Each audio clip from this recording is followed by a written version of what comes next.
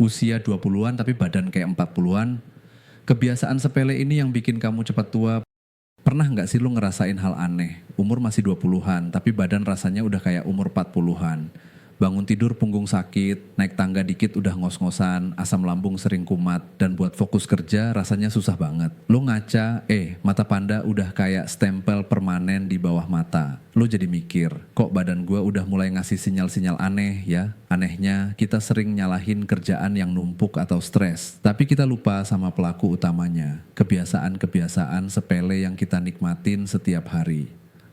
Rebahan sambil scrolling TikTok berjam-jam, mesen kopi susu gula aren tiap sore, begadang nonton serial sampai subuh, semua itu rasanya nikmat kan? Tapi sadar nggak, kenikmatan sesaat inilah yang diam-diam lagi ngerusak badan dan otak lo dari dalam. Di video ini, kita bakal ngebongkar tuntas sisi gelap dari gaya hidup modern ini. Kita akan bedah gimana kebiasaan rebahan, kecanduan gadget, dan pola makan serba instan itu secara sistematis bikin lo cepet tua dan merusak masa depan kesehatan lo. Ini bukan buat nakut-nakutin, tapi buat nyadarin kita semua sebelum terlambat.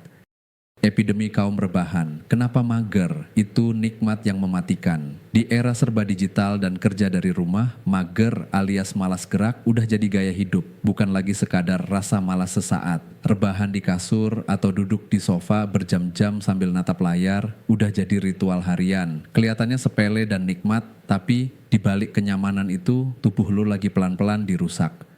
Saat lu duduk atau rebahan terlalu lama, proses metabolisme tubuh lu melambat drastis. Anggap aja mesin pembakar kalori alami di tubuh lu lagi dimatiin. Akibatnya, kemampuan tubuh buat ngontrol kadar gula darah, ngatur tekanan darah, dan mecah lemak jadi anjlok. Dalam jangka panjang, kebiasaan ini adalah tiket VIP menuju berbagai penyakit kronis yang biasanya identik sama orang tua, seperti diabetes, penyakit jantung, dan tentu saja obesitas. Bahkan, beberapa penelitian mulai nunjukin kalau kelamaan duduk bisa nurunin fungsi kognitif kayak daya ingat. Tapi bahaya yang paling nyata dan langsung terasa sekarang adalah apa yang gue sebut jebakan energi rendah. Semakin lo mager, semakin lemes badan lo. Karena lemes, lo jadi makin males buat gerak. Ini adalah lingkaran setan yang sempurna. Lo kehilangan energi dan ambisi buat ngelakuin hal-hal penting dalam hidup. Gimana mau ngejar mimpi atau belajar skill baru kalau buat bangun dari kasur aja rasanya udah berat banget. Kenikmatan rebahan hari ini lo bayar dengan energi dan produktivitas di hari esok. Racun di ujung jari. Makanan instan dan minuman manis, lingkaran setan kaum rebahan tadi, makin diperparah sama kebiasaan kedua. Pola makan yang serba instan dan serba manis.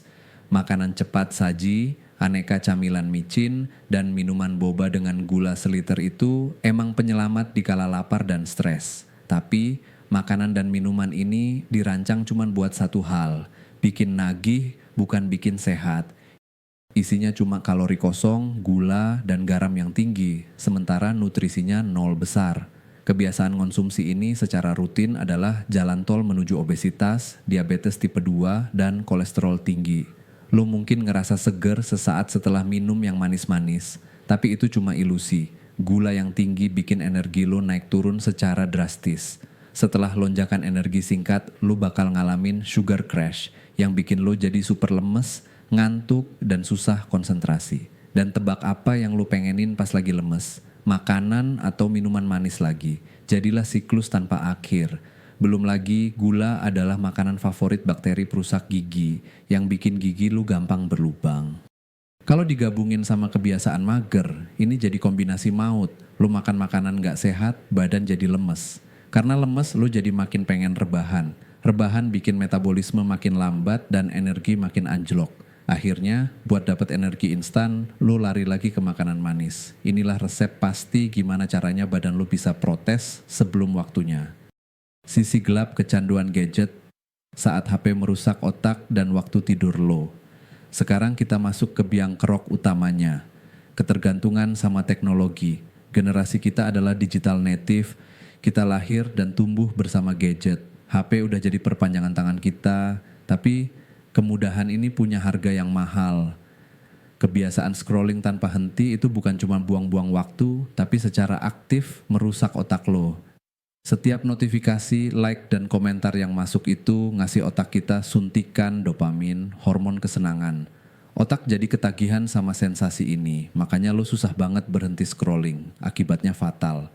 Produktivitas lo hancur karena fokus lo terus-terusan pecah sama distraksi dari HP.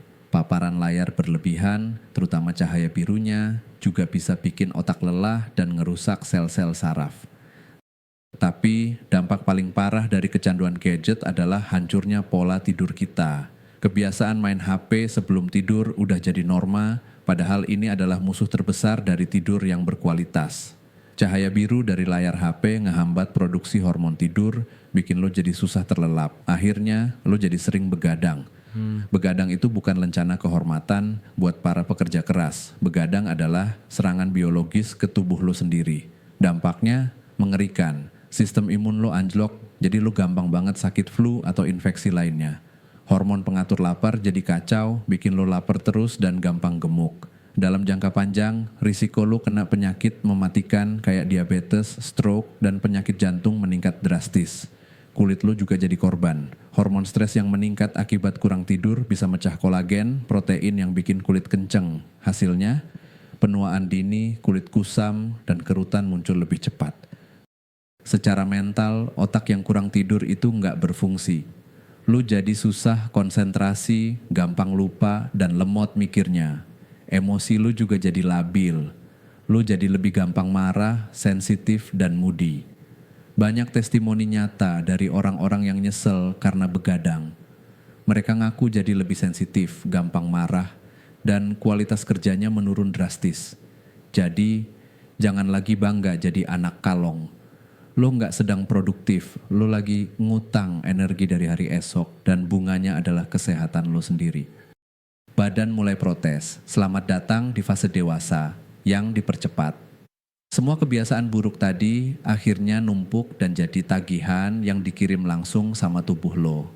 Inilah sinyal-sinyal protes yang sering kita anggap sepele sebagai penyakit orang dewasa, padahal ini adalah akibat langsung dari gaya hidup kita.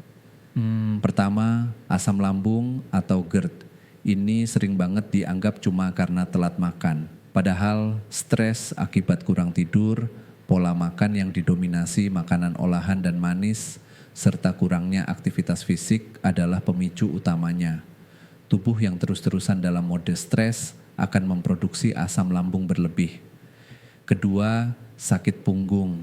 Ini adalah pajak dari budaya rebahan dan duduk kelamaan. Postur tubuh yang buruk saat main HP atau kerja di depan laptop selama berjam-jam tanpa jeda memberikan tekanan luar biasa pada tulang belakang. Otot-otot penyangga jadi lemah dan akhirnya rasa nyeri di punggung, leher, dan bahu jadi sahabat karib lo. Ketiga, gampang capek. Ini adalah puncak dari semua masalah. Ini adalah manifestasi fisik dari jebakan energi rendah yang udah kita bahas. Lu gampang capek bukan karena lu kurang kopi, tapi karena tubuh lu kekurangan nutrisi yang benar, kurang gerak buat ngelancarin peredaran darah, dan kurang tidur buat proses pemulihan. Rasa gampang capek ini adalah lampu cek engine dari tubuh lu yang udah nyala terang benderang, ngasih tahu kalau ada yang salah sama mesinnya. Bangun dari rebahan. Cara praktis, balikin badan dan pikiran sebelum terlambat. Oke. Gue tahu semua kebiasaan tadi emang nikmat, tapi setelah tahu dampaknya, pertanyaannya sekarang, apa yang bisa kita lakuin? Kabar baiknya, belum terlambat buat berubah. Kuncinya bukan ngilangin semua kenikmatan itu secara drastis, tapi mengganti kebiasaan buruk dengan kebiasaan baik secara perlahan tapi konsisten. Langkah pertama adalah sadar dan niat. Lo harus benar-benar sadar kalau kebiasaan-kebiasaan ini ngerusak, dan punya niat yang kuat buat berubah. Setelah itu, mulai dari hal-hal kecil. Untuk melawan gaya hidup mager, jangan langsung daftar maraton. Coba mulai dengan jalan kaki 30 menit setiap hari keliling komplek. Atau terapkan camilan gerak, yaitu paksain diri buat berdiri dan gerak selama 5 menit setiap 1 jam sekali lo duduk. Kelihatannya sepele, tapi ini bisa ngaktifin lagi metabolisme lo. Untuk memperbaiki pola makan, jangan langsung diet ketat. Coba kurangi porsi gula dan garam secara bertahap. Kalau biasanya lu pesen boba dengan tingkat gula 100%, coba turunin jadi 75%. Ganti satu camilan ciki dengan buah. Dan yang paling penting, perbanyak minum air putih. Seringkali rasa lapar itu sebenarnya cuma rasa haus yang tersamarkan. Dan untuk musuh terbesarnya, kecanduan gadget dan begadang, lo harus tegak sama diri sendiri. Buat aturan yang nggak bisa ditawar, jangan main HP minimal 1 jam sebelum waktu tidur yang udah lo tentuin. Taruh HP lo jauh dari jangkauan. Ganti ritual scrolling sebelum tidur dengan baca buku atau dengerin musik yang nenangin. Matikan semua notifikasi yang nggak penting. Dan usahakan buat punya jadwal tidur dan bangun yang konsisten, bahkan di akhir pekan. Anggap tidur 7-8 jam sehari itu bukan kemewahan, tapi investasi paling penting buat kesehatan fisik dan mental lo. Terakhir, cari dukungan. Ceritain rencana perubahan lo ini ke teman atau keluarga yang bisa ngingetin dan ngasih semangat. Mengubah kebiasaan yang udah mendarah daging itu berat kalau dilakuin sendirian. Pada akhirnya, semua kenikmatan sesaat dari rebahan, makanan instan, dan scrolling tanpa henti itu adalah utang. Dan cicilannya, lo bayar pakai kesehatan, energi, dan masa muda lo. Jangan sampai di umur 30-an nanti, lo nyesel karena badan dan pikiran lo udah terasa kayak orang tua. Pilihan ada di tangan lo sekarang. Terima kasih sudah nonton video ini sampai habis. Gua Jidat, sampai jumpa di video berikutnya.